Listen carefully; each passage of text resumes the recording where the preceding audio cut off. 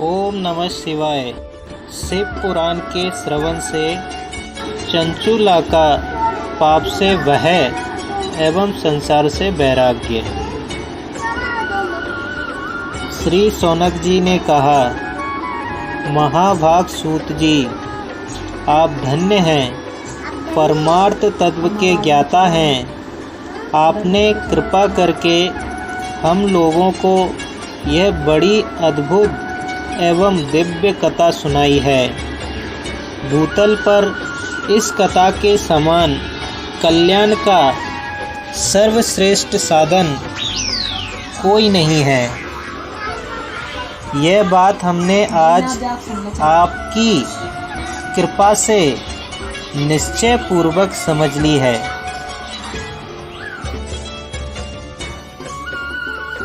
श्री सूत जी बोले, शौनक सुनो, मैं तुम्हारे सामने गोपनीय कथा वस्तु का भी वर्णन करूंगा, क्योंकि तुम शिव भक्तों में अग्रगण्य और वेद वेत्ताओं में श्रेष्ठ हो। समुद्र के निकटवर्ती प्रदेश में एक बास्कल नामक ग्राम है, जहाँ वैदिक धर्म से विमुख महापापी द्विज निवास करते हैं। वे सब के सब बड़े दुष्ट हैं। उनका मन दूषित विषय भोगों में ही लगा रहता है। वे ना देवताओं पर विश्वास करते हैं, ना भाग्य पर। वे सभी कुटिल वृत्ति वाले हैं। किसानी करते और भांति भांति के घातक अस्त्र शस्त्र रखते हैं। वे व्यभिचारी और खल हैं। ज्ञान, वैराग्य तथा समृद्ध का सेवन ही मनुष्य के लिए परम पुरुषार्थ है। इस बात को वे बिल्कुल नहीं जानते हैं। वे सभी पशु बुद्धि वाले हैं। जहाँ के द्विज ऐसे हों, वहाँ के अन्य वर्णों के विषय में क्या कहा जाए। अन्य वर्णों के लोग भी उन्हीं की भांति कुत्सित विचार रखने वाले, स्वधर्म विमुख एवं खल हैं। वे सदा कुकर्म में लगे रहते और नित्य विषय भोगों में ही डूबे रहते हैं। वहाँ की सब स्त्रियां भी कुटिल स्वभाव की, स्वेच्छाचारिणी, पापासक्त, कुत्सित विचार वाली और व्यभिचारिणी हैं। वे सद्व्यवहार तथा सदाचार से सर्वथा शून्य हैं। इस प्रकार वहाँ दुष्टों का ही निवास है। उस बास्कल नामक ग्राम में किसी समय एक बिंदुक नामधारी ब्राह्मण रहता था। वह बड़ा अधम था, दुरात्मा और महापापी था। यद्यपि उसकी स्त्री बड़ी सुंदरी थी, तो भी वह कुमार्ग पर ही चलता था। उसकी पत्नी का नाम चंचुला था। वह सदा उत्तम धर्म के पालन में लगी रहती थी, तो भी उसे छोड़कर वह दुष्ट ब्राह्मण वैश्यगामी हो गया था। इस तरह कुकर्म में लगे हुए उस बिंदुक के बहुत वर्ष व्यतीत हो गए। उसकी स्त्री चंचुलका काम से पीड़ित होने पर भी स्वधर्म नाश के भय से क्लेश सहकर भी दीर्घ काल तक धर्म से भ्रष्ट नहीं हुई, परंतु दुराचारी पति के आचरण से प्रभावित हो आगे चलकर वह स्त्री भी दुराचारिणी हो गई। इस तरह दुराचार में डूबे हुए उन मूढ़ चित्त वाले पति पत्नी का बहुत सा समय व्यर्थ बीत गया। तदंतर शूद्र जातीय वैश्य का पति बना हुआ वह दूषित बुद्धि वाला दुष्ट ब्राह्मण बिंदुक समय अनुसार मृत्यु को प्राप्त हो नरक में जा पड़ा। बहुत दिनों तक नरक के दुख भोगकर वह मूढ़ बुद्धि पापी विंध्य पर्वत पर भयंकर पिशाच हुआ। इधर उस दुराचारी पति बिंदुक के मर जाने पर वह मूढ़ हृदया चंचुला बहुत समय तक पुत्रों के साथ अपने घर में ही रही। एक दिन देवयोग से किसी पुण्य पर्व के आने पर वह स्त्री भाई बंधुओं के साथ गोकर्ण क्षेत्र में गई।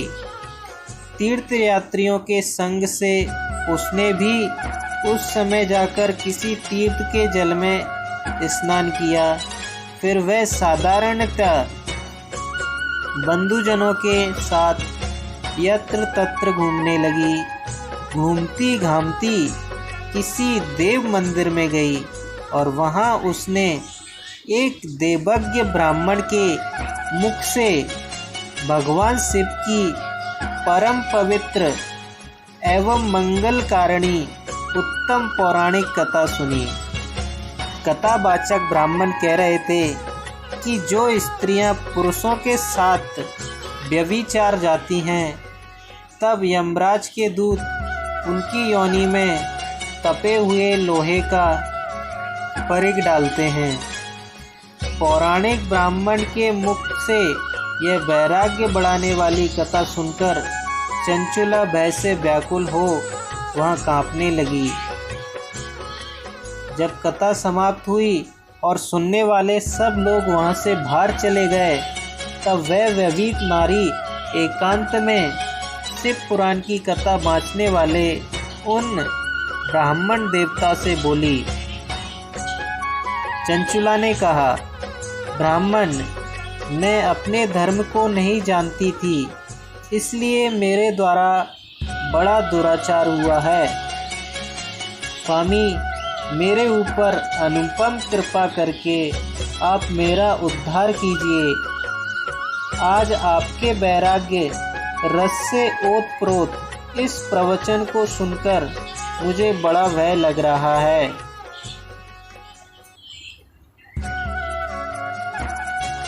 मैं कांप उठी हूँ और मुझे इस संसार से वैराग्य हो गया है। मुझ मूढ़ चित्त वाली पापनी को धिक्कार है। मैं सर्वथा निंदा के योग्य हूँ, कुत्सित विषयों में फंसी हुई हूँ और अपने धर्म से विमुख हो गई हूँ।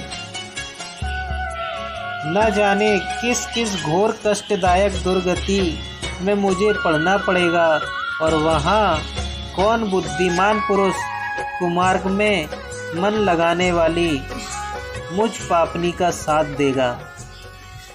मृत्यु काल में उन भयंकर यमदूतों को मैं कैसे देखूंगी, जब वे बलपूर्वक मेरे गले में फंदे डालकर मुझे बांधेंगे, तब मैं कैसे धीरज धारण कर सकूंगी। नरक में जब मेरे शरीर के टुकड़े टुकड़े किए जाएंगे, उस समय विशेष दुख देने वाली उस महायातना को मैं वहाँ कैसे सहूँगी। मैं मारी गई, मैं जल गई, मेरा हृदय विदीर्ण हो गया और मैं सब प्रकार से नष्ट हो गई, क्योंकि मैं हर तरह से पाप में ही डूबी रही हूँ। ब्राह्मण, आप ही मेरे गुरु, आप ही मेरी माता, आप ही पिता हैं। आपकी शरण में आई हुई मुझ दीन अबला का आप ही उद्धार कीजिए, उद्धार कीजिए। फिर सूत जी कहते हैं, सोनक, इस प्रकार खेद और वैराग्य से युक्त हुई चंचुला ब्राह्मण देवता के दोनों चरणों में गिर पड़ी। तब उन बुद्धिमान ब्राह्मण ने कृपा पूर्वक उसे उठाया और इस प्रकार कहा। अध्याय 2 और 3 समाप्त।